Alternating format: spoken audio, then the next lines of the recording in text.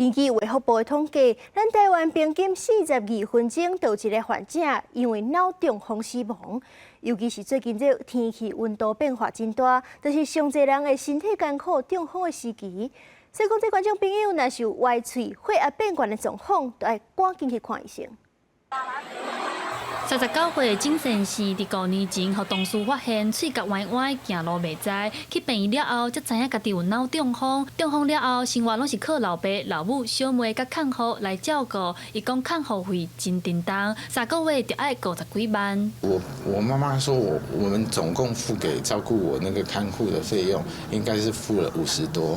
郑先生伫中风了后，经过医生的评估甲建议，接受肉毒拐菌素的治疗。经过3个月治疗甲后续的复健，原本无法度顶动的倒手，已经渐渐恢复。脑中风病友协会表示，这款治疗方式是利用注射来控制经脉放灵，目前只有2成的病友来使用。不过医生嘛另外要提醒，不是每一个脑中风的患者拢适合用肉毒拐菌素的治疗方式。肢体有些不正常的动作，我们就打这个肉毒杆菌素到 这些比较紧绷的肌肉让它放松，有时候它只是轻微的紧绷，没有到很严重，其实就不适合使用这个治疗，因为你可能会让它反而没有办法做正常的活动。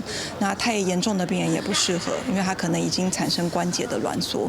根据卫福部的统计，脑中风一直是台湾10大死因的第4名，平均每42分钟就有一位脑中风的患者死亡。尤其是最近天气在反冷，是中风的高峰期。医生提醒民众一定要定期来量血压，若是有出现喙歪、行路崎崎的状况，就要随时看医生接受检查甲治疗。记者戴阿双、柯敏哲台北报道。